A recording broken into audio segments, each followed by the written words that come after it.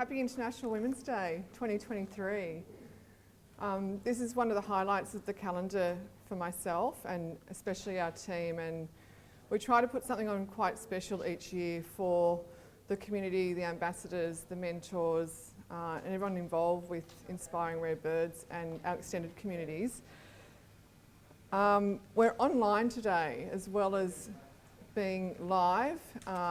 This time last year, you might remember it was pouring with rain in Sydney for those that came to our event last year, and people kind of said to me, oh, let's cancel the event. And I went, absolutely not. The show must go on. So I'd like to acknowledge first the Gadigal people of the Eora Nation, who are the traditional owners and custodians of the land in which we meet today, and I pay my respects to elders past, present and emerging, and those Aboriginal and Torres Strait Islanders people that are in the room joining us today and also joining us through the live stream that's currently on. I'd like to also thank Hall Chadwick and David Kenny, who's a long-time friend of Inspiring Rare Birds, for the use of their fantastic offices today. And when we actually open the blinds and you have a look out the window, you'll see what an incredible venue this is. Also to our event sponsors, Appian Lawyers and Aratos, thank you so much for your contribution to providing some mentoring programs under scholarship for some lucky people that will be chosen through their businesses and through our community. For those that don't know who I am, I'm the CEO and founder of Inspiring Rare Birds, a company I started 8 years ago. It's a social impact movement that was specifically formed to advance the economic equality in Australia, and that's been since 2016. It's been a really long, hard road, and certainly we've made progress and we are certainly making impact, but we certainly have a long, hard road to continue on to get to where we want to get to. We've been providing high impact personal and professional development programs, which we basically developed from scratch, from a blank piece of paper, and listened to our communities and listened to women in particular, those in corporate environments and who are running their own businesses, to understand what their needs were and what their wants were to continue to strive and thrive in their space. That includes a one-on-one mentoring program, and in any 1 year we have about 600 participants, if that, both mentees and mentors, business masterclasses and a connected community of support, and that combined with these initiatives are advancing economic equality and driving diversity and innovation for Australian businesses. I know the impact that we've had directly has helped women raise capital, sell businesses, merge their companies, find new partners in their organisation, recruit new employees, help them on the leadership pathway to promotion and into partnership within organisations. So it's a far-reaching organisation. Our goal really is to provide women leaders and entrepreneurs with that sustainable long-term commercial impact for their businesses. That in turn affects their communities and it affects their families. And so this ripple effect is quite tangible when you see women who are economically empowered and equal in the workplace. That does have a ripple effect to the way that they conduct themselves in their communities, what they give back and how they look after their families. I think there's a great old stat I used to always use, and I still do, and that is that 90% of the profits that women make in their businesses are reinvested into their family's health, education, well-being and community. And in the case of our fellow gentleman here this evening or today, it's about 10%, but I won't go down that man versus woman track right now. Our programs are delivered to individual founders as well as cohorts in very large companies, and we have long-term relationships with clients such as American Express, PwC and WesTrac, who use our programs to impact their own D&I strategy and policies and introduce innovative thinking into their businesses. And these programs secure more women to scale their businesses and scale their careers into positions of influence and power. We know from the stats from the ASX 200 at the moment, we're going backwards when it comes to women on boards and women CEOs and women CFOs. I hate to say that we are going backwards, but I'm sure that I know our programs are helping women into leadership pathways and particularly into that big end of town that they need so dearly to refresh and fill with innovative thinking from both genders. The past year has been a very impactful one for us, and those that would like a copy of our 2022 impact report, we'll send that out to you after today's event. I'm really proud to say one of our programs called Invest Her, in partnership with the City of Sydney, had 125 women entrepreneurs become investment ready. We connected them with the local investment community and we educated them on how to capital raise. We had 17 different investment firms attend that program just in Sydney. We also completed our First Nations Business Growth Program for American Express, and that provided 20 Indigenous entrepreneurs with masterclasses, mentors and networking opportunities to see their Indigenous businesses grow and thrive over a 12-month period. And we're currently delivering an incubator and accelerator program, as well as one-on-one mentoring, community connection to 100 Uber drivers and their delivery partners who wish to start or scale a business that they're in at the moment. And welcome to the guys that are here from that cohort this morning. We're a social impact business. There's now more than 65,000 men and women that we reach in this organisation. They're leaders, they're entrepreneurs, they're growing and we are growing with them and for them as well. If you are interested in becoming a mentor, if you are seeking a mentor, if you'd like to know more about the business and know more about how you can be involved with the community of Inspiring Rare Birds, then please, you'll see a link at the end of the breakfast today sent to you, which will give you options of how to connect with us and what ways you can impact your time, energy, expertise to somebody you may not know, but somebody who needs your skills and time. I'd like to also introduce my pretty incredible team. We punch so far above our weight, it's unbelievable. And these women are truly incredible to work with and to lead. And I often find myself walking beside them, not walking really in front of them very much. So I'd like to introduce Sarah McLaughlin in the lovely, beautiful pink dress over there. Sarah's our GM and Head of Digital Marketing. Simone Henderson-Smart down the front here is our Head of Content and also Marketing. Bethany is running outside doing other things because she's busy, and Bethany is a key account manager for some of those very large accounts that we talked about, as well as managing our community as well. And Helene Toll is my right-hand arm and my right leg, and the glue that keeps my businesses and my business group together and alive. So thank you to my team for making this work. I certainly just walk into the room and it's all done. So what a job I've got, right? So thank you again for joining us today. Now we've gathered here for a few reasons, and it's not just to talk about rare birds, that part is now done. But firstly, in celebration of United Nations International Women's Day on the 8th of March every year. For me, this is a true time for reflection and a time to look at the status of women in Australia and where we are with our quest for equality. What I can see, and particularly recently, is that women are getting far more bolder, they're getting louder, they're speaking out and they're pushing back. And they're doing that in their workplaces, they're doing that with government, they're doing that with industry, and they're doing that internationally from Australia. There are more women in leadership positions, and decisions that are being made about how this country moves forward is increasingly seen through the lens of diversity and inclusion, which I've been banging on about now for years and years and years. The fact that the previous and current Australians of the year are both strong, empowered women, that's Grace Tame and my dear friend Taryn Brumfitt, who speak up. They speak up in support of others and affect massive social change, which gives me much hope for the future, particularly for women beneath their own generation. And those that are familiar with my work at Inspiring Rare Birds know that I'm also a change maker, and I certainly like to speak up and to speak out when I have the audience in front of me.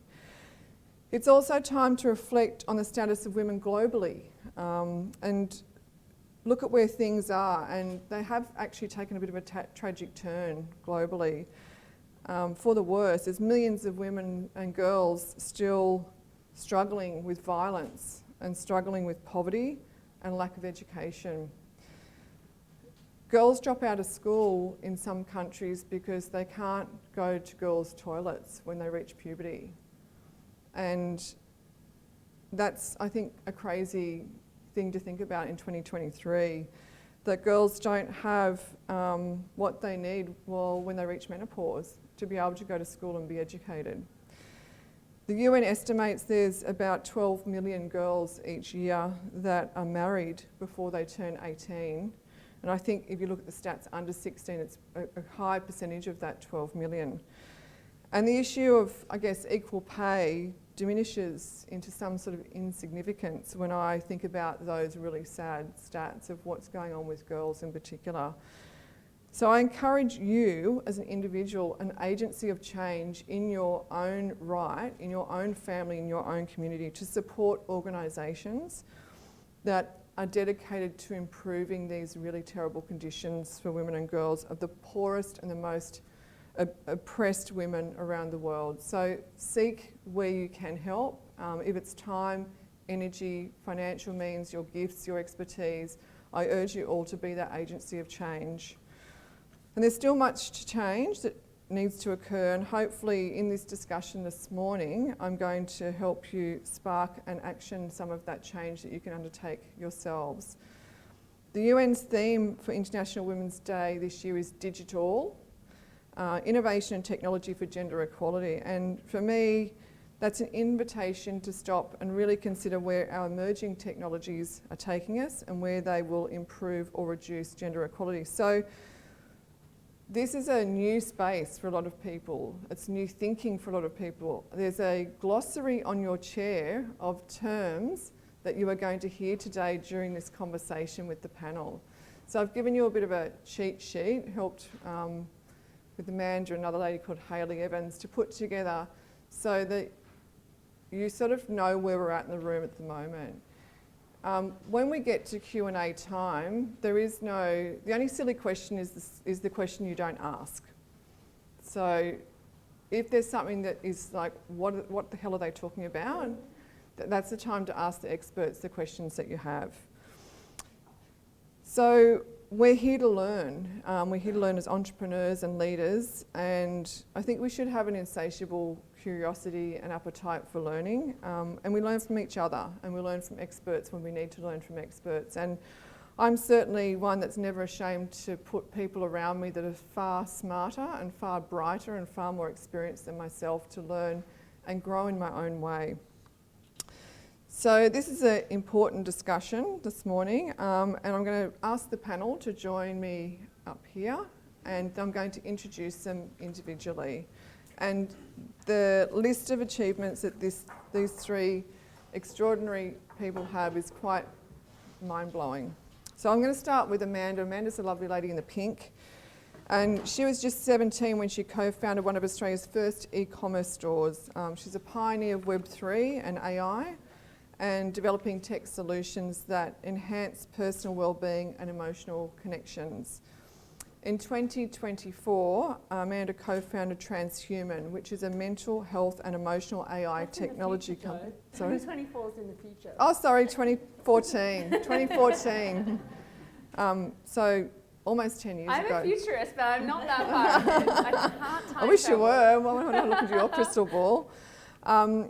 And this company that seeks to enhance human emotion and its relationship with the Internet of Things. It was there that Amanda worked with technology leaders from NASA, Apple and General Electric to invent the world's first file type responsible for sharing of data in the metaverse. Now, you're going to just say, what did Joe just say? What is she talking about? I'm speaking Japanese and you're listening in English. So one of the things that Amanda is going to do is share a bit about these terms and what they mean. She's also created a mental health app called Be a Looper, and the app is used in over 90 countries. It focuses on peer support for suicide prevention, and it's the world's first daily mental health check-in app. She's also part of the Responsible Metaverse Alliance and a delegate at the Metaverse Safety Week, where issues regarding human rights in the metaverse, digital culture, arts and media, child safety and children's rights, medical XR and immersive healthcare policy, trust and governance are discussed. So extremely accomplished woman, and I'd like to welcome you. Thanks for being Jo. here again. Thanks for having us. Hi everyone. Happy International Women's Day. I've been following Jess's story for quite some years now when she started out in her technology journey, we'll call it. It's a never-ending journey. And Jess Wilson is a repeat tech entrepreneur and the co-founder of Waves Tech Ventures and Women Making Waves, not NFT. So you might have seen her name pop up in the press over the last 6 months. If you haven't, have a look on your phones later. And her first business was called Stashed, and it scaled into 130 countries and saw her as a grand finalist in China's version of the Shark Tank times The Apprentice. It was called The Next Unicorn, and it aired to 15 million people per episode. Jess has been pinned by Forbes as one of 1,000 entrepreneurs under 30 to change the world in the next 50 years. She's appeared on Smart Company's 30 under 30 list 3 times and has toured as the opening keynote for the likes of Tom Biley and Tony Robbins. So welcome, Jess. Thanks for having me. So excited to be here. You'll be really excited to hear more about her journey and what she's been up to in the last particularly 6 months when we start talking. And welcome to Anthony. He's a Rare Birds ambassador. He's the CIO of the City of Gold Coast. City of Gold Coast. Anthony is a mentor and a coach of women in ICT leadership. He's a regular speaker at conferences and events and a non-executive board director. He holds a degree in public sector management and ICT and has worked in senior executive ICT roles over the last 25 years across numerous government agencies including Commonwealth Health, Agriculture, Finance, the CSIRO, 12 years as a CIO in the Geoscience Australia and Australian Parliament, and most recently as an executive in the ACT government. So it's no secret that I'm incredibly proud to have you all here, and welcome to Anthony. Thank you. So I really get a buzz out of people with really big brains being around me, and it's one of those mornings where I'm feeling that buzz personally. So I want to share why I think we need to be asking this question around the relationship between emerging technologies and gender equality, because it's a really hard thing for people to join the dots on. Because we have such a long way to go, and I hate to see things, I guess, slide backwards for women. If we ignore these little red flags now, I think they're going to be big problems later, and particularly we've seen that in the AI industry because of the amount of coding that's been done by men in the AI space. For me, that big red flag is possibly AI. And who's had a go at ChatGPT yet? Oh, wow, early adopters. I actually asked it to do a glossary of terms for Web 3.0, and this is not the one it gave me, but it gave me 30 terms in about 3 seconds. That's pretty incredible. But it's not the fact that university students don't need to write their own essays anymore, it's this. Is it possible for AI to serve men and women equally? The systems are based because they are human creations, and the people who make the decisions informing these systems and who is the team developing them shapes that very development. So if you have a team of men, it's going to be shaped by that thinking. If you have a team of women, it's going to be shaped by that thinking. If you have a diversity team, it's going to be shaped by that thinking. And unsurprisingly, there's a huge gender gap just in that space. And research shows that globally, 78% of people working in AI and data science are male.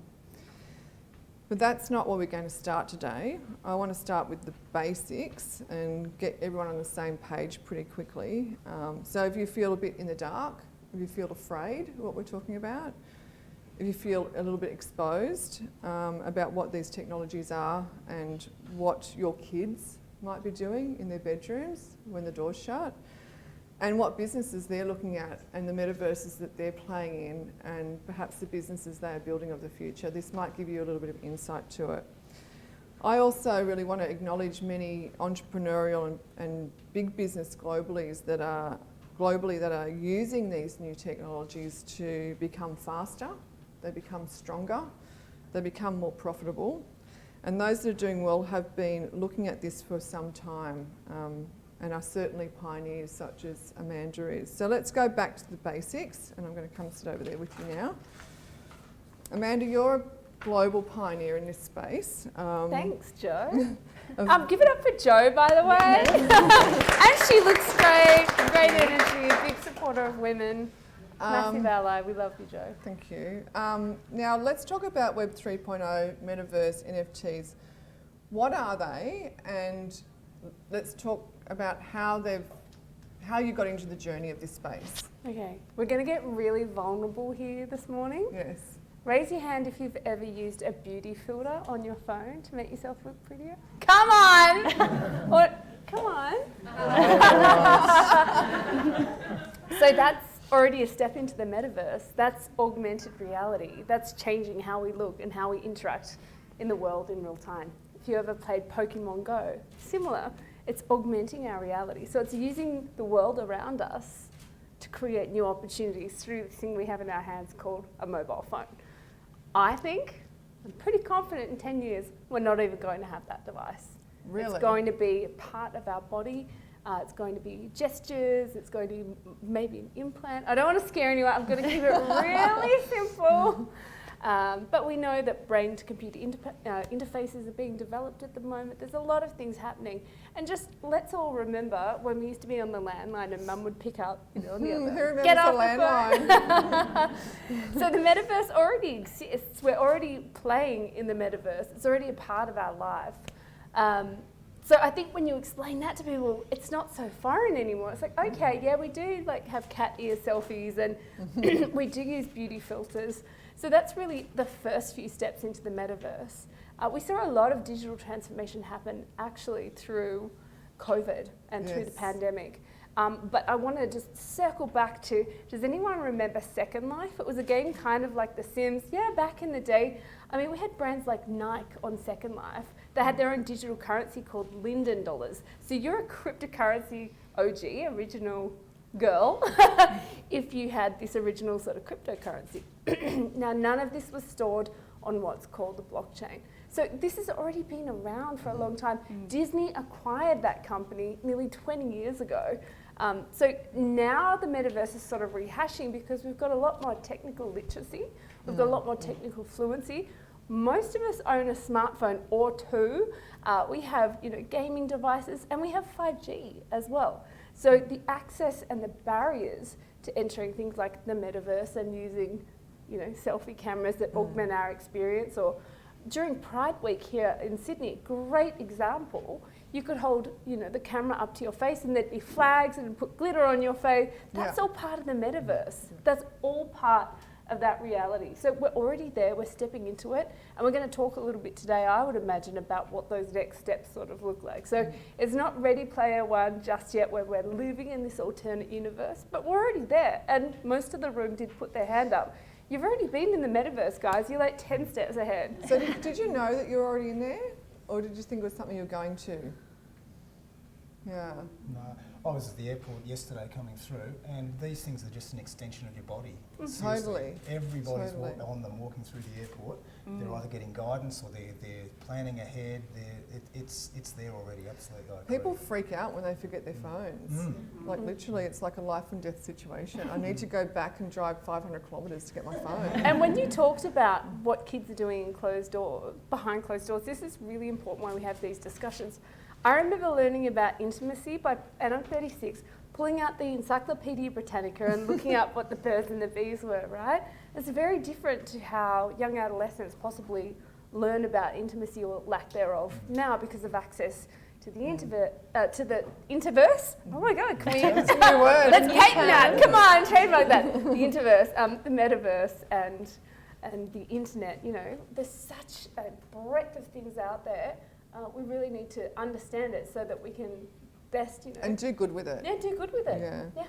Thank you. Has that all helped us get into the conversation a little bit? Great. So Jess, we heard a little bit about Women Making Waves in your bio. Yes.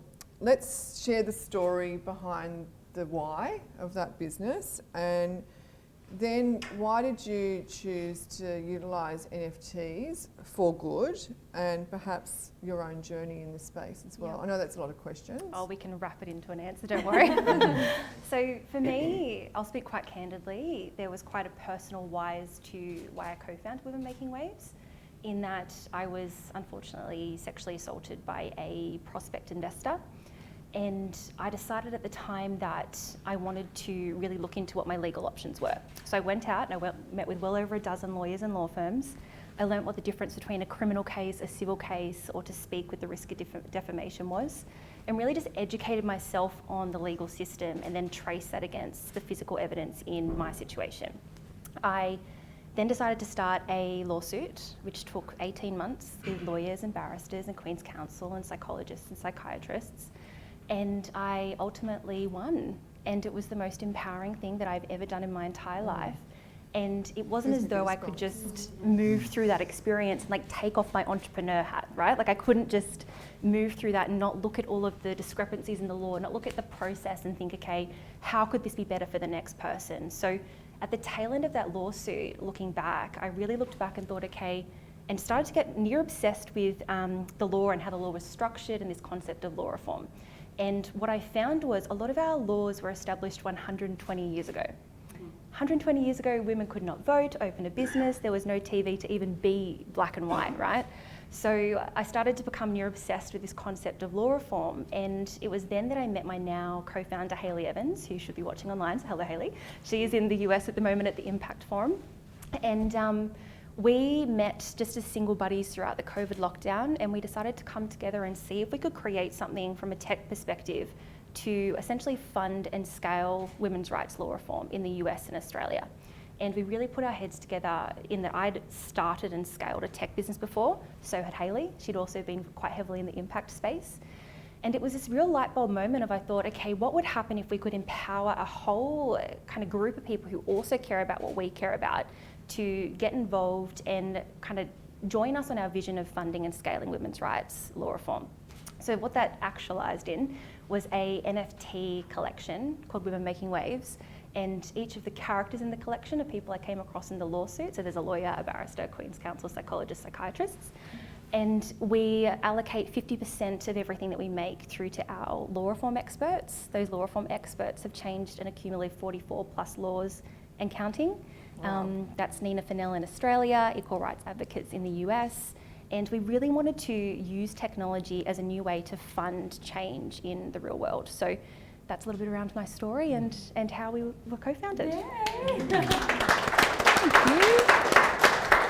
It's pretty incredible. Every time I hear that story, I just still get goosebumps, and I think about all the changes that have already been made in the very, very short time that you've been working on this with Hayley, and I just sort of see 10 years down the track, and I don't want to spoil your story because you've got your own vision, but I just see 10 years down the track and this is going to be a huge global thing, I think. Yeah, it's only been 6 months, which is just wild. So it's been I looked at your Instagram this morning. Didn't you announce your partnership with? Yes, so it's so exciting. I'm so humbled to partner with a brand like Google Cloud. So we announced a partnership with Google Cloud last night, and we're going to be co-hosting Australia's first ever NFT-based event at Google headquarters. So just an incredible brand that we're so excited to be partnering with. It's an amazing Biggest brand in the world. An amazing example of how using this new technology can really be used for good and in perpetuity and create a legacy in the process of that as well. Anthony, with all the work and support that you've given over the 25 years that you've been in the technology industry and supporting women, I know you're a massive supporter of women in general. What are some of the visible challenges that you're seeing in this community that encourages you to continue investing your time, your wisdom, your energy, your gifts? Thanks. Look, I think in my experience, I'm seeing a change coming about now. It's not there yet, but it's certainly around the way in which we're working in technology. So it's I've got others who are far smarter than me and better versed at the technology itself. We paid him well to say that. But what I'm seeing two things. One, the first one is the way in which we're working. My experience is men are very good at, hey, I've got this new shiny thing, look what it does. And what I'm seeing now is we're very much changing the way in which we work, and there's women are at the forefront of all of this to say, well, hang on a minute, what's the common problem here that we're trying to address? And ways in which we're working more together as a team. Are you going to send those new shiny thing people into a meeting with prospective clients? Probably not. You're going to send others in there who can communicate, who can build a business case, who can talk about value propositions and the application of new technology in a way that is far beyond what maybe the original technical idea was all about. So I'm very much seeing that change. I'm seeing, and from my view in government, mostly in government, I deal a lot with the corporates. So I deal a lot with the big end of town in terms of the ICT companies, and they're really starting to come to town now. They're coming to town around changing the way in which they work. My demographic is starting to disappear, middle-aged white males, and essentially we're going to be gone in the next 5 to 10 years, and there's a workforce, that frozen middle ground is starting to disappear. But what I'm seeing from the corporates is a real way of starting to connect with creating pathways for women. A really good example of that is a program that we're just about to kick off in partnership with Fujitsu and a company called ABCN on the Gold Coast, around identifying pathways for girls who are in years 9 and 10. Awesome. And what we're doing is we're mentoring them and showing them what it's like to work in digital. It's not about wearing a hoodie and sitting in a basement and drinking Coca-Cola and eating pizza. I love that. It's about being on the 40th. It's about being on the 40th floor with a magnificent view, talking to customers about real application of technology. And what we're trying to do is to get them to select subjects when they're going into year 11 and 12 that are going to give them a pathway to digital. And then the next step on that is partnering, and the corporates are doing this, we're doing it in government, we're partnering with the TAFEs and with the universities and with the schools to start to create pathways that are far more inclusive than they've been in the past. And it's all around creating the role models and the visibility of what it's like to work in digital. It's not about coding all the time. The coding is certainly a very important part, and it is moving into the back room more and more now. And people with the right skills around engagement in the business, understanding of markets, the ability to talk and communicate are the ones that are really coming to the forefront now. It's the creation in teams of what we used to call in the science group of T-shaped people. So you've got these agile embedded teams, T-shaped people who have got a real depth in IT and a pretty good understanding of the business, partner with people who have a really good understanding of the business and a pretty good idea of IT. And over time, they become the one. And so therefore that concentration of women into the coding side of things starts to happen through the way we work, rather than trying to get women to do coding when they're in year 11 and 12, which isn't very sexy, to be honest.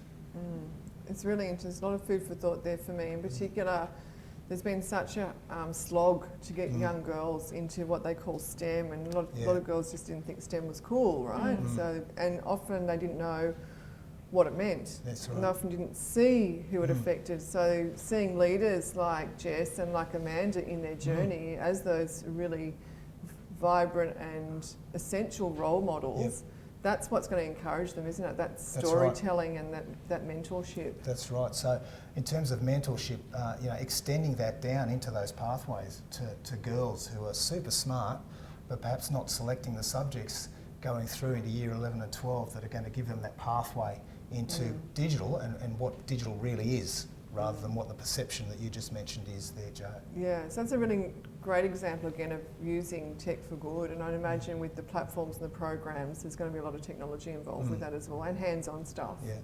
So that's really good. Amanda, let's go back to the metaverse, which we know we're already in. We're part of our end of our hand, our phone is driving that. When you look at like parents, for example, I'm going to change this question a bit, but parents are wondering what their kids are doing in there and what they're up to. What are some of the things that young women and young men are doing in the metaverse that is actually good, and what are they developing that's going to change the future for their parents as well? I love that. Great question. It's not all bad. They're going to concerts, they're connecting with each other, they're playing games. they're having a sense of community and affinity as well. They're having conversations. For example, I own a mental health technology, as we talked about. We're about to open a virtual mental health clinic in the metaverse where they can walk in any type of avatar that they want to, or turn up just voice only, totally de-anonymized, and get professional care and get triage to care in real life, or just have a conversation at home. There's other places where peers can meet and talk about those conversations, and they're still moderated and everything as well. So there's a term called digital twins. This is a really good one to understand. You can write it down and learn about it. And it's about how businesses or how services or how who we are, IRL, here in the real life, can actually be put into the metaverse. So, for example, the CIA have now got a head office in the metaverse.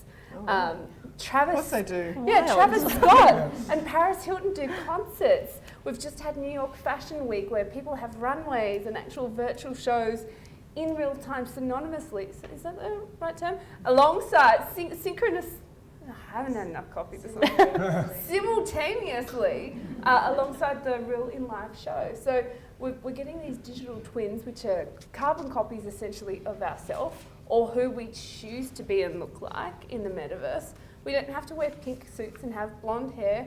We might want to show up as a cat with, purple fur or whatever, and have these visions and versions of ourselves in the metaverse. And I think how that's really exciting for the people coming through the world now is their identity isn't how they look or how they appear at school. It might be about what they have to say and how they think. And my most exciting prospect for the whole of information technology in general is there's a great saying, what if the cure for cancer was trapped inside the mind of someone who couldn't afford an education, right? And as someone who dropped out at year 12, my bigger part now is, what if the cure for cancer is trapped inside the mind of someone who can't communicate? And I think we're giving people tools to show up and communicate in ways that aren't just us here sitting at a panel. It's helping them express themselves, find their identity, and find their people online as well. And we all know people love being online. Yeah, it's a great way Mostly, of inclusion, isn't it? Absolutely. It's more than gender, it's neurodiverse, Totally. it's Absolutely. introverts, extroverts. Mm-hmm. So then, I guess, circling back to the why in this discussion, women and men are building the technology to make these communities, to make these places for people to come together anonymously if they wish to. Do you see that as being a really important part of how these technologies are being built and nurtured in the future? If you guys have your pens and papers, and on the live stream as well, there's an incredible futurist based out of the US called Sinead Bovell. She's a wonderful futurist, she's a black model, you've seen her in all of the different magazines, and she did a TED talk recently about AI avatars. So how I spoke about those digital twins, well, we can have digital versions of ourselves. I can see Mercy here, she's a model. She might have a digital version of herself that bottles clothes for Louis Vuitton online on there, and she can license that out so she doesn't have to rock up to work anymore in full time and paint her nails and have her hair blow dried. There's different ways of doing things. Now, what's really scary about this and what Sinead, it's great, it's exciting, there's new ways of income, there's new ways of displaying products and having a connection with people. But what Sinead talks about is also the other side of, well, who owns that? So she actually talks about there is a black model that is of African descent, and it's actually owned by a middle-aged white man, and he gets all the royalties. Now this black model, it's an avatar, has been used for huge campaigns with huge global brands. So this is where the bias and the work begins with us. Who are we hiring? Who are we collaborating with? Who owns that technology? Where's the money going? Why isn't a royalty going back to the communities? We can have such great impact. Now, if our livelihoods are going to be changed, we need to think about how we're going to partner with people and who we're going to work with and who's actually behind the technologies. And that's where it's up to us to really be ethical about the decisions we make. So her name's Sinead Bovell. Make sure you look it up. It's like The Power of Avatars or something is the TED Talk. So do you think there's going to be a social demand, and this is not a scripted question, but it's taken me into a rabbit hole here. Is there going to be a social demand from people that are the consumers of this technology to understand the supply chain? Mm-hmm. Just Absolutely. like it is in fashion and Absolutely. product, yeah. Yes. Absolutely. So just speaking about that in sort of 20 seconds to sum it up, the great thing about new technology is we have the blockchain, which is a ledger where everything's exposed. So now you can buy your Louis Vuitton shoes and you can swipe a little code and you can actually see where the leather came from, who was the person who actually stitched the shoes together, how authentic they are, what the price was, and you can actually follow that supply chain, and that's really ethical in a lot of things, from food to goods to services. Yep. And then you can also take that right back to, say, human trafficking or organs, to actually monitor where things are going, where they come from. Is it legal? Is it illegal? A lot of this stuff used to happen on what was called the dark web, which was a really scary dark place, sort of where Bitcoin kind of started. So there were these anonymous transactions. But I'm really excited for the future, but it takes us collectively in the room to ask those questions. Where is my product or service or technology coming from? Is it coming from an ethical place? I think it's a great question to ask, and something that I'll certainly be looking at in the future, because these sort of things just exist, but I probably was guilty of not saying who actually ultimately owns this. Huge debate about TikTok as well. We've seen in America they've tried to cancel it because it's owned by the Chinese. You know, there's so many different things. And we do need to ask ourselves those questions. If the product is free, we are the product. Yes. The data doesn't belong to us. Yes, yes. I love TikTok, by the way. Do your own due diligence, guys. I get cute dogs, Italian recipes, and beaches on mine. Another interesting one as well is, I saw this quote, you know how people send you memes and quotes, and maybe you posted it the other day. It's, your algorithm determines the kind of person you'll be. So what you choose to see, if you choose to see dogs, you're going to see more dogs. If you choose to see, you know, people who have eating disorders, you're going to see more of that, and that affects your mind. So be really careful and selective, especially what you save on Instagram or TikTok, because that actually predicts the algorithm, which is probably written by someone who doesn't know anything about your personality type. Be careful what you save, because it determines your reality. Yes. Crazy. Interesting. Jess, back to you. We heard briefly about women making waves. Sorry, wrong question. Incorporating much more interactivity with a virtual and augmented reality, our online world will be more experimental. How relatable will the content be without diverse creators? And this really gets down to what Amanda was saying, but also, in your opinion, how do we see this tech evolving if it has the right diversity, and then if it doesn't have the right diversity? Yeah, that's a great question. I can answer it very much so from the NFT space, which I'm in. And I think can you really quickly explain what an NFT is, just in case anyone in the audience doesn't know? Yeah, so an NFT is essentially a digital asset, which you're able to buy, which is plugged into a certain blockchain. And the way that we essentially build or launch an NFT is in three key parts. So that's the tech, the art, and the utility. So the tech is it built on a Ethereum blockchain, a Polygon blockchain? So what is the tech behind it? What smart contract sits behind it? The art is what you see when it comes to the monkeys on the front end that you might have seen online, or whatever it might be from an art perspective. And then the utility is what it actually unlocks. And that's the exciting part for us as a business. And I think that's where the industry is going as a next step as we move out of this early adopter phase into mass adoption, because the very early stages of NFTs was a lot of people would buy into a profile picture collection, which was a 10,000 piece collection, Bored Ape Yacht Club, World of Women, collections like that, right? And a lot of the time the utility was the sheer fact you were a part of that community and you could have that as your profile picture. Now what's happening is the expectations of people in this space have changed, and the utility needs to become more as a business case. So for example, for us with Women Making Waves, our utility is the fact that you can now attend our co-hosted events with Google Cloud. So you get access to a digital platform where you can learn around women's rights, leadership content and wellness content. And then you also get airdropped which is gifted, a version of each new legislation that we change. That's the utility aspect of it. So I tend to explain NFTs in those three parts because I feel as though the industry in itself is starting to mature, and those will be the conversations that we'll start to have. When it comes to Web3 and gender equality, it's a fascinating time because Web 2 traditionally, and we've seen this come again in waves, and that there's early adoptions through to mass adoption. And Web 1 companies, Web 2 companies, traditionally a lot of the decisions are made by 12 potentially middle-aged white men in a boardroom somewhere, and they then filter down into the company. Whereas in Web 3, the incredible thing is a lot of these companies are decentralized. So it comes down to how well you execute as a human. Doesn't matter what your gender is, like how well do you execute as a business person? And I think that's why I'm so passionate. I know Amanda's so passionate, Joe's so passionate about bringing more women into this space, because women inherently solve women problems and they're amazing at it. They deliver incredible returns and they're just incredible entrepreneurs in general. So I think the future of this space comes down to bringing more women into this space to solve real world problems for women.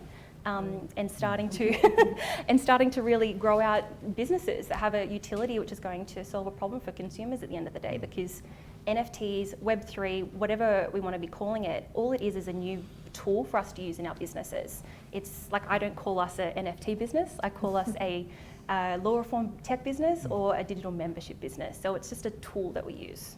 And universities don't actually have a lot of courses. It's all such new technology. It's not somewhere you go and you learn and you're an expert in. Self-learn. It's through Redbirds, Yeah. it's through Women Making Waves, it's through coming to things like this where you start to upskill. And I know Jess and I get approached all the time to sit on boards and co-founders.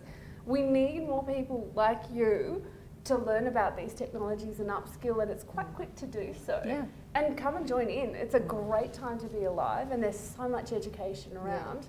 Yes. And there's so much education online as well. Like, I remember my first 3 months in the space, right? The amount of YouTubing, the amount of Googling, the amount of just following the right people. It's just such this process that, and jumping into Discord, if that's something that interests you. It's a wild west in Discord, I'm not too sure who's in there. But just getting amongst where these people are in that community and asking questions. And if you're nervous or if you don't want to be seen asking a silly question, I don't believe in silly questions, I don't believe there's such a thing. But the beauty about Web3 is you can put a profile picture over your face. Nobody knows who you are anyway. So you can jump into your Discords, on your Twitter feeds and ask any questions that you want. And this community tends to be very welcoming as well. Yep. And I think just to add there, Jess, when you think about women solving women's problems, the one that pops straight into my mind is the founder of Modibody, Yes. who created underwear and products for women's menstruation, and that was knocked back by VC after VC when she went to capital raising and ended up doing a bit of a crowd fund and scaled up the business and had a $140 million exit quite recently. Like Spanx as well. Yeah, You know? yeah. Now there's man Spanx. Guys want to jump on the bandwagon. Back in the day, they didn't get all the nipping and tucking we need. Anthony, how do you see Web 3.0 helping businesses to scale in new markets and across audiences to accomplish what you think is the goal of reaching levels of diversity and inclusion that have not previously been achieved? And is this something you're exploring in your new role as a CEO of the Gold Coast Council? Let's talk about this from an applicable business perspective. Yeah, sure. And Anthony, do you have your man Spanx on? Not today. No, I couldn't pack them in my car. So what I'm seeing on the City of the Gold Coast is a thriving innovation community, and I'm thinking that exists in most areas. It's a thriving community that has a lot of women in leadership roles in the community in terms of holding the community together, but also as heads of various startups or entrepreneurial activities, if you like. And from my perspective, the problem that I deal with in government, and the problem that I think a lot of large corporates have is that we take too long and we cost too much. So there's a huge market opportunity there for engagement with this innovation community around standing up ideas and prototypes. And in government, I suppose for us, cost efficiency is important, but generally it's about providing better services. So there's a real opportunity there, I think, around better services, where there's not necessarily such a pressure for being commercially successful up front. And our role basically is to partner with the innovation community on these new technologies to apply them to cases where the community is going to benefit. Yes. Certainly at our layer of government, it's all about where the community can benefit. And my experience in sort of the gender side of things there is that men are pretty good around the business to business type of things, but in terms of real life and making life easier, it's talking about the way we were working earlier, it's the women who have that innate knowledge, and the women who are able to come up with the use cases and develop those use cases and work in partnership with the people who are inventing the nice new shiny things to give it some real applicability in the market. So from Plus, women tend to harness communities in a different way, don't they? very much so. Yeah. Very much so. They're more about the life experience or improving the experience in life than around the backroom business to business things. Those are all very important, of course. Yes. But the impact on the community for us is really important. So the innovation side of things for me is let's bring them into our fold. Typically in the past it hasn't been easy, both for the large corporates and for us procurement. I think they're really ready. I do too. I really think I think they don't want to be left behind either. No. So our role is to bring them in, is to assist them with prototypes, and then to essentially take what they've done and put it into production, make it secure, make it well architected and the likes, and then you've got the case where the entrepreneurs, where the innovators, they have a bona fide client straight away, which is a real boost into the market, particularly if you're dealing with a large corporate or government. And corporate really understands that it's much cheaper to buy great innovation than it is to try and produce it in-house and silo that in the business. Yeah, and what I'm seeing is a move away from the trend of corporates just to acquire those technologies and acquire and those... work hand in hand with them. In partnership with them, absolutely, yeah. I think it's exciting times on the Gold Coast. I think particularly with your mindset, having someone who can pull all of these communities together and sort of read the same script. Yeah. Especially corporate and entrepreneurs. Yeah, and we've got a very strong research community there as well. So it's connecting the research community in with the entrepreneurs and the innovators as well. And a number of the innovation hubs are based at the universities, but in saying that, they are quite independent at the same time. And you were saying to me earlier today that a lot of these communities are women-led. That's right. And you can actually see a dominance of women now. Yeah, absolutely, and they're coming to the forefront in the front end of these businesses. There's still a role for the coders in the back end, absolutely. Of course there is, yeah. But you've got to ask the question in terms of women in digital, do we all want to be coders? Probably not. I think we all want to be at the front end of it and the application of it, and to see the benefit of new technologies that we're hearing about to the community in particular. I was interested to hear about that sort of T-type as well. That really speaks to what you're saying. Like, you can run a fantastic innovative, technology-driven organisation as a businesswoman and not code a single line. No, that's totally. Right. I can speak to that. I don't code. I learned to code on MySpace, when you used to be able to change the backgrounds. And I don't code. Yeah, I can do postcodes. That's the important part of creating pathways, is creating the perception amongst young girls and women that that's what digital is about. Yeah. Amanda, let's talk more about your venture. How, as a female, I'm highlighting that because it's obviously International Women's Day, how have you been able to harness the power of these technologies for a social positive impact for women? I'm a big supporter of men, and I love men as allies, and I have great male business partners. We also have 2 people in my team who've completely changed genders in the last 5 years as well. So we do have female coders in the business now because they've changed gender, which is awesome. And just so great to see them being so free to be themselves. The technology is changing so rapidly. You can never be an expert at anything. And I also believe if you're like you said, if you're the smartest person in the room, you're in the wrong room. So it's really about, as women, we need to ask for help. We need men to be allies. We need men to be, I call them my bulldogs. I remember initially I was taken into Apple and to Google to have conversations with them about acquisitions, and they just thought I was some young, dumb girl who they could offer next to nothing or a partnership with. And when I told them who my co-founder was, they were like, oh. But my co-founder just sits behind the scenes. He supports me. And I think the tides are changing as well in terms of leadership.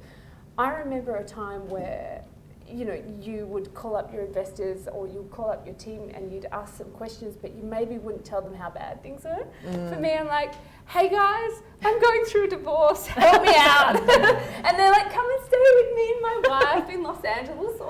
And it's just that vulnerability that women bring, and that bringing that vulnerability into the technology space and into spaces that are really stoic. Making it normal. Making it normal. A really great example is one of the top executives, and I'll wrap this up in about 20 seconds.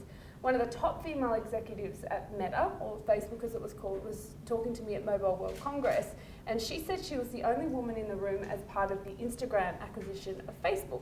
So you're in a room full of people who probably look more like you and a lot of male lawyers, and they were all sitting there and they couldn't finalise this deal. They couldn't meet and agree on terms. And she was sitting in the room, and it was about 8 o'clock at night, and she's like, right, I'm ordering pizza. You know, because all these guys didn't want to let their guard down. And that female, maternal, you know, Totally. loving instinct the instinct kicked in. Now I'm thinking about pizza.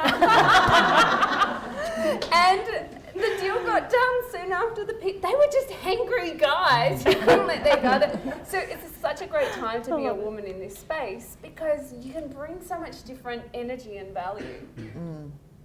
And I think talking to that, you know, comment about male allies, on International Women's Day 2 years ago, we ran an event celebrating our allies, and we didn't make it about the women, we made it about our peers and the fathers and the brothers and the uncles and the sons who were supporting women in their household and supporting women in their community. And we had like over 700 people viewing that online that day. So I know the topic of allyship is something, you know, we thought we were pretty cutting edge a couple of years ago talking about it. And I know it's really gained a lot of momentum, and it's a testimony to people like yourself, Anthony, that is so deep in to these communities and supporting women in the way that you're, I believe, doing the listening and then doing the acting rather than doing the telling. And when you're talking about social impact as well, men can be allies by buying the NFTs. They can be allies by putting women on the front cover. You know, don't tear down the Greta Thunbergs. Don't do that. You don't need to attack a 12-year-old girl trying to make impact. You know, support the things that are happening and elevate women and give them the confidence to be vulnerable and real, because we need more of that in the world. And I'll point this question to you, Anthony, because it sort of leads straight there. You spoke about the potential perils of, you know, the male-dominated industry and these technologies. You're a male champion of change. What can men do to be allies in this innovation and technology space? How can they practically walk out of this room or walk away from an online viewing of this event and do something differently that's positive? Welcome to the male colleagues in the room too, by the way. Look, I think you've got to take this stuff seriously. So get involved in these sorts of things. Look at the research, because the research is black just and white, isn't it? unequivocal in terms of the research. And talk about it in the workplace, all right? And behave in a way that is inclusive. And so it's not just gender either. It's introverts, it's extroverts, it's neurodiverse, people from non-English speaking backgrounds, and it's about inclusion. And diversity doesn't work without inclusion. So as leaders in the workplace or men in the workplace, we've got to have the conversation loudly with other males, because it tends to have more impact if it's coming from us, rather than me saying, go jump on LinkedIn and read, you know, a bunch of articles that are really relevant. Talk about it and live it in the workplace. You don't have to be a leader either. You don't have to be senior in this sort of this sort of area. And it's at every level of every organisation. It is, absolutely. And we all know the benefits. The benefits are plain to see. They're there, and if you live them, they're obvious to see. And so allyship in the workforce, particularly if and you don't have to be a high-level leader to do this, it's around making sure that women receive the same opportunity, that there's processes in place, particularly in government, to make sure that that equity is realised. So live it and breathe it. Live it at home. Bloody Thank hell. you. I was just about to say that. Yeah. Lift the load at home, fellas. Seriously, it's great for your relationship, and it's also great in terms of, you know, with flexible work these days. There's no reason why women have to work part-time anymore. With flexible working arrangements, you should be able to continue your career. You should be able to do that. Embrace women while they're on maternity leave. Don't just say, see you in 12 months. Talk to them on a regular basis. Bring them into, with modern technologies, metaverse, etc. Women can still participate in the workforce while they're on maternity leave and come back. Women coming back into the workforce after raising children So they're in their, possibly into their 50s, they're like new graduates. So the ability to embrace that diversity as well, I think, is really important. I love how Absolutely. Elon Musk will sit on a conference call and he'll have little baby X on his thing as well. You know, we saw that during the pandemic too, which I think was a real eye-opener. But I think it's a really valid point that the person that you are in your home is the person that you are in your business. You know, those days have really gone where you get into the lift and you know, put your your stiff suit on and you sharpen your tie and you go out and you become someone else. And people are recognising that, to see that the way you are a leader of diversity and inclusion in your business is a direct reflection of how you operate in your home life. And I think that's more often than not, we heard last year on International Women's Day, that's actually being influenced from the workplace to the home life, not the home life to the workplace. So That's hopefully right. all of these levers that we can pull and tools that we have in our belt now that we probably didn't have before are forming some sort of osmosis back into the home life.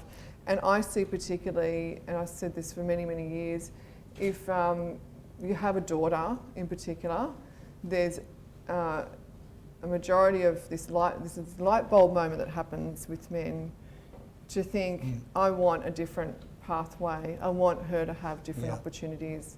And I often pull that emotional lever because it gets people thinking. That's right. And look, our roles as fathers as well, with our daughters in the household as well, as setting an example to what a relationship really does look like, to what you should do, what a healthy relationship really looks like, but also to our sons. Influencing our sons in the home as well is really important. We've spoken about the metaverse and other things. There's some pretty poor things that go on in the metaverse around teenage boys, I can tell you.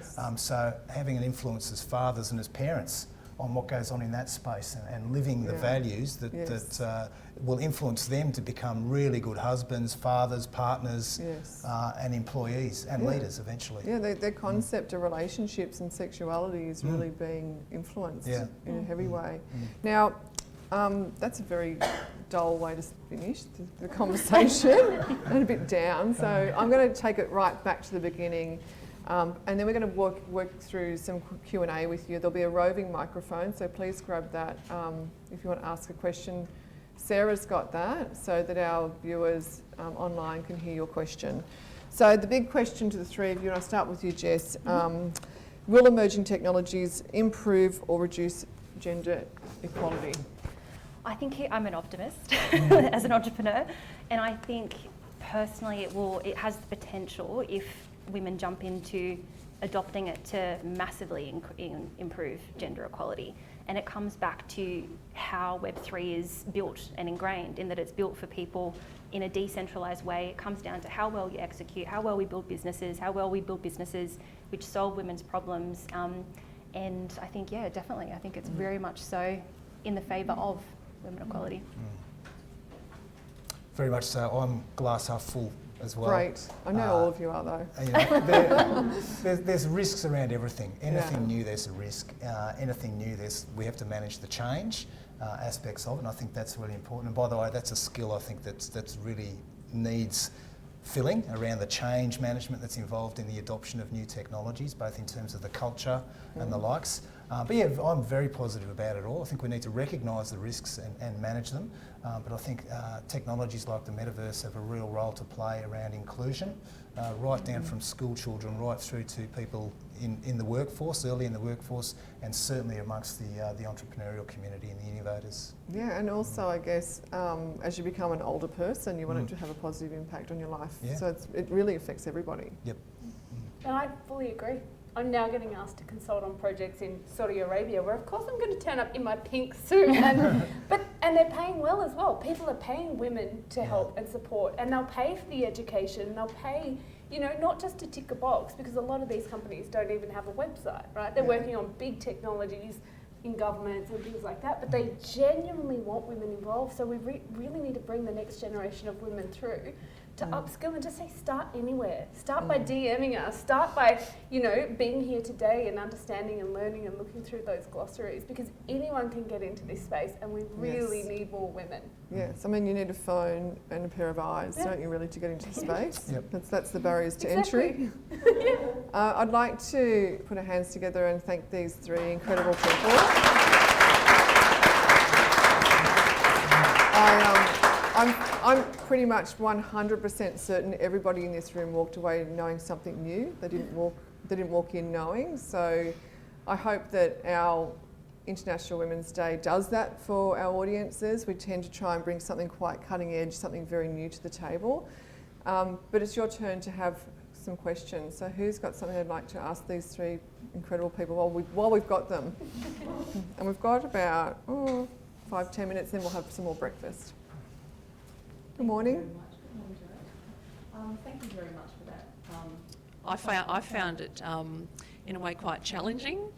I suppose one thing, and I think I say this every year, I don't think we can talk about diversity inclusion and demonise the white male and say that they're about to disappear, because we need everybody. And so by diminishing one, and in every demographic and whatever, there are different kinds of people. So I would just love to hear when we talk about diversity inclusion, including everyone. Yes. And I think the other thing is, I'm a coach, and one of my beliefs is we live in this externally focused world, and when we're focusing our energy out there, what's going on in here?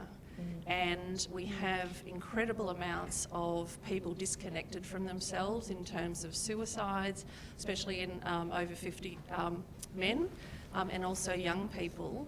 And so I guess I feel uncomfortable with this whole metaverse thing, which I'm coming to understand, but how do we maintain a connection with ourselves when our focus is out there? And I did have a shift in my sort of understanding, because I know that people are connecting in the metaverse, etc. But what about real life connection as well? And how do we make sure that we have, as a human beings, that being experience, which is connection with people? Who'd like to crack that one? I'll just clarify the middle-aged white male, only because I'm one. What I was referring to is the mindset of a lot of people in that demographic. So it's a generalisation, absolutely, but there's a mindset there that is on the way out. Yeah. Absolutely. For some of them. Yeah. That's my point. That's right. For some of them. Yep. So, yeah. I think it's also just on that point as well. It's an issue that when it comes to gender equality, we're not going to solve by gathering all the women into a room. Like, it's a human problem. Yep. And that requires everybody. So that's the way that we look at it, just on that point as well. I think speaking to that as well, I've had lots and lots of heavy doors opened for me by people that look like Anthony, and that I've had mentors that look like that. And so I'm more about not biasing the appearance, but it's all, my judgment comes from the quality of the person. I think My judgment on that as well, fitting in that category, I think from my personal experience, when I hear comments like that, I take it on, and I think, right, hang on, are they talking about me? Right, I need to do something about that. So some won't, but some will.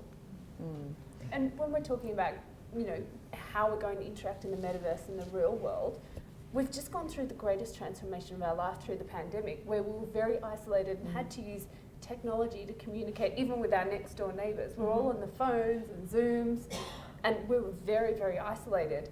And what's promising to me is, even though we have all these new technologies and rapid transformation, we're all still here in this room today, sharing food, sharing questions. We do have people on the live stream as well that can't be here, and that creates greater equity and greater inclusion. But I'm really excited at what I see. People are coming back and they're continuing to be together. So I see the two growing in parallel. I don't see as much isolation, as what we saw through the pandemic. And I'm really excited that these tools are helping us reach our people so we can greater connect with them in real life. And in saying that, I have a show called Talk Nerdy to Me with 300,000 members that we created on social audio, which is kind of like a podcast. And now that the pandemic's over, we're all meeting and working and doing business together in real life and connecting in real life. People I met on the internet. That's crazy. So it works both ways, I guess, doesn't it? Yeah, People will isolate themselves more, and then others will come together more. I suppose I'm thinking of kids too. Can we use the microphone just for the live stream? Sorry. I guess I'm just thinking thinking of kids too, because adults have had the experience of interacting and understanding, and I suppose that does evolve, and I get that, but I just think in terms of how do we support our kids to have that recognition of self, so their universe isn't just out there. And that's why STEAM is so important. So not just STEM, and including the arts and including team sports and schools and greater connections as well. So we're learning. You know, I grew up in a family where one of my family members played no team sports. They didn't do any drama, debating, anything like that, like I did. And then I look at me and, you know, I know how to delegate, I know how to work with other people, I know how to project my voice, I know how to be persuasive. And that's why it's really important for the generation that's coming through. We need to keep them, not just playing games online, but they talk to each other and they have competitions and meetups, it's great. But also to continue to have that human element of going outside and joining a sports team or, you know, doing a radio show, whatever it might be. So it's really on us to make sure that we keep reality real. Yes. I think to just further extend to Amanda's point, I don't think it's either or. I don't think we're either going to be here or in the metaverse.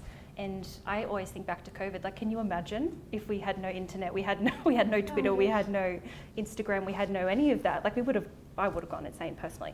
And I think when it comes to our kids, it's this kind of balance between the fact that we've got these new opportunities for them to engage with new communities also opens them up to new kind of virtual mentors in life. Like, I know me, myself, I've learned so much off YouTube, from a mindset perspective, from your Tom Bilyeu's and your Tony Robbins, because I'm YouTubing them.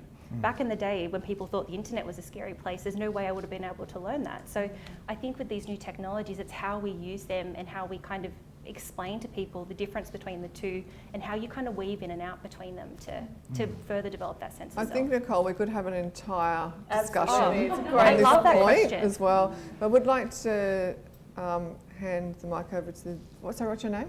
Nikki. Hello everyone, Nikki de Villiers. Hi. So Anthony, you answered a question, or you made a statement earlier on. It was very much around the grassroots challenge, right, of trying to attract women into this industry. So I'm the mother of two daughters, an 8 and a 10-year-old, and like most children that age, they, particularly my 10-year-old, love Minecraft, Roblox. And there's a real interest, right? Now I try and say, well, you get off, you've been on there for an hour, it's too much, blah, blah, blah. Yeah. Like all good parents do, right? Yeah. 3 hours later, oops. Yeah. But my question is, so you were talking about council investing in innovation and getting into schools for the year 9 students. Is there an opportunity to start younger? Because I still hear my daughters say things around, you know, well, that's a boy's job or a man. And I'm like, where do you come from? You come from a household where the woman is the breadwinner, has a successful career. So where are you learning this at such a young age? So and they've got such an interest in that tech space and coding and all the things that happen at school.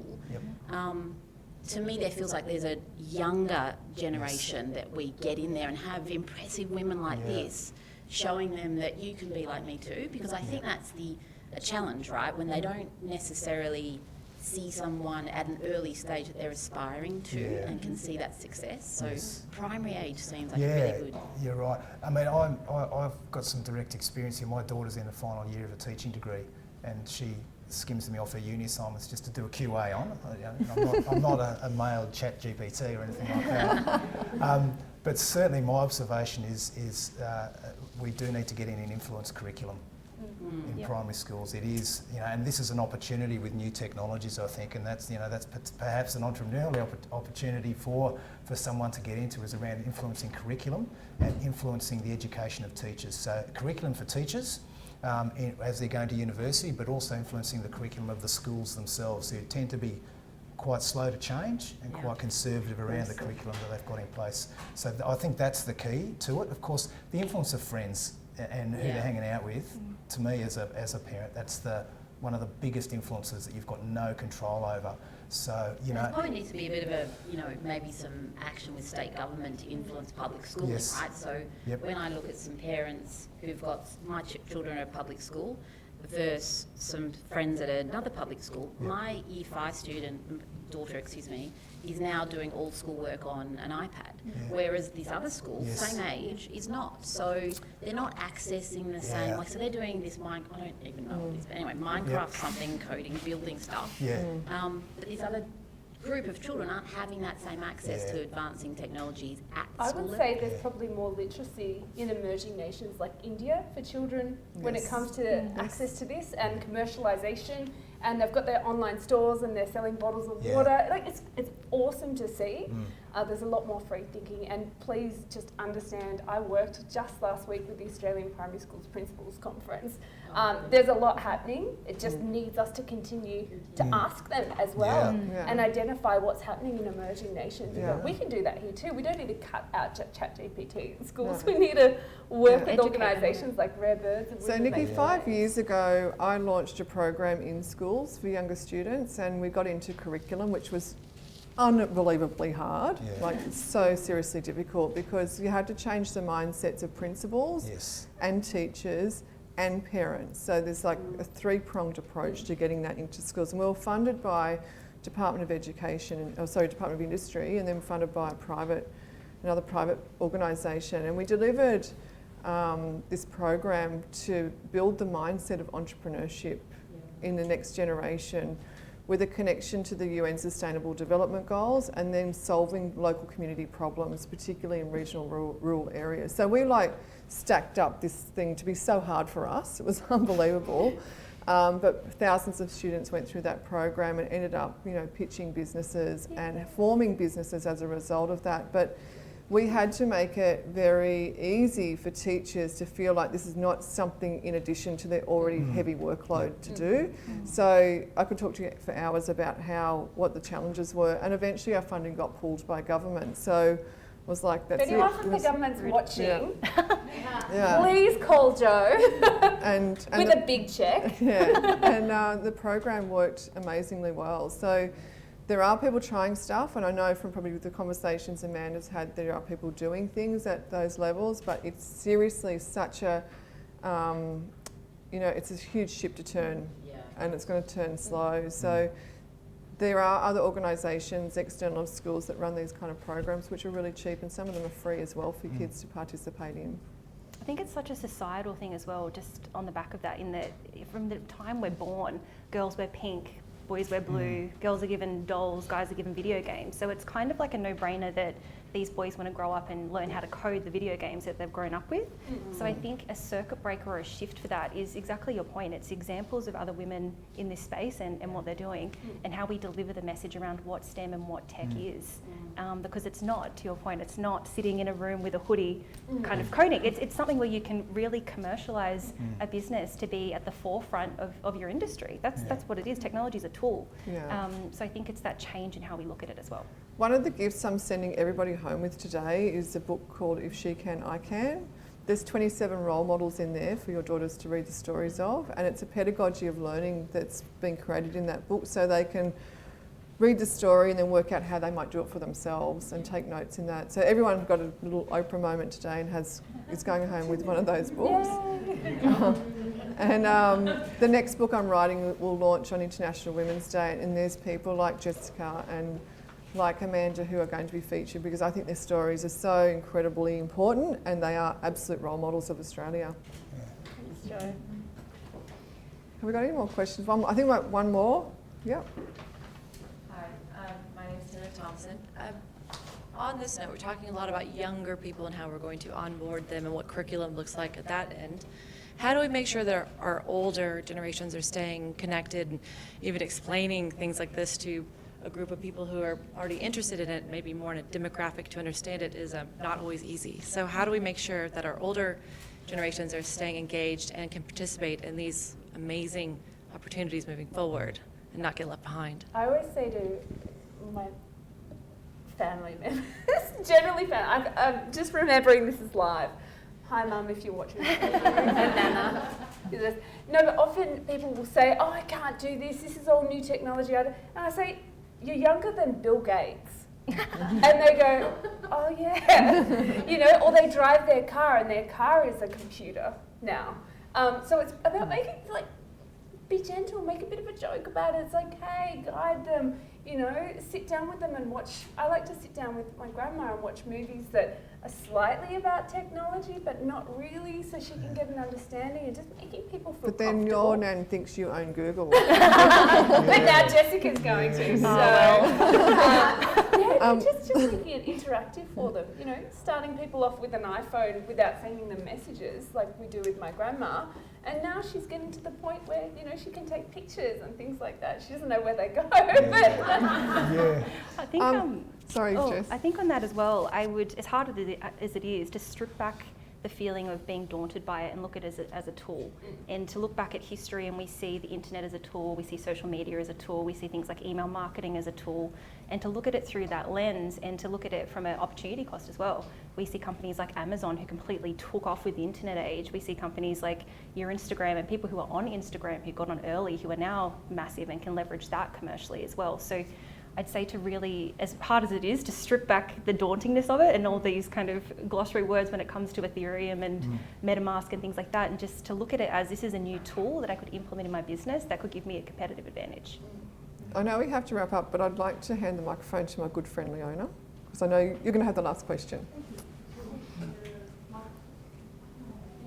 And while the mic's going to Leona, a great reminder to people, like all older people I know how to turn Netflix on and off, right? Like their TV is a computer. They have walking apps. Yes, they know what to do, generally speaking. So you're just making them feel really comfortable that they're already in, not the metaverse, but they're already in that space, and the things that they're doing are already, you know, quite technological. Yeah. So thank you, everyone. Mine is it's a bit of a social question, but also a really practical question. So one of the things about bringing women in more into leadership and everything else, and just the whole social pragmatism of it, is actually about being seen. If you think about every marginal group, whether it's the LGBTQ or whatever group, it's all about being seen and being recognised and being heard. One of my issues or concerns, I guess, about the metaverse is the fact that you can put on a face, that you actually have the opportunity you actually choose to not be seen in a space where you actually can. So I wonder about, from a social point of view, how that really sits when we're trying to be seen, but we're actually giving people more opportunity to not be. So there's that. The second one is I'm about to step into the meta-universe, look at me, the metaverse, as a speaker, to speak to groups. And I was taken through, and I'm going to be, you know, sat down around campfires and where people can come and sit around. And it concerns me that I'm going to have people sitting there with cats' faces and so how does that become real when you're trying to have real conversations with people when all we're trying to do is take people's masks off and all we're doing is actually giving them the chance to put more on?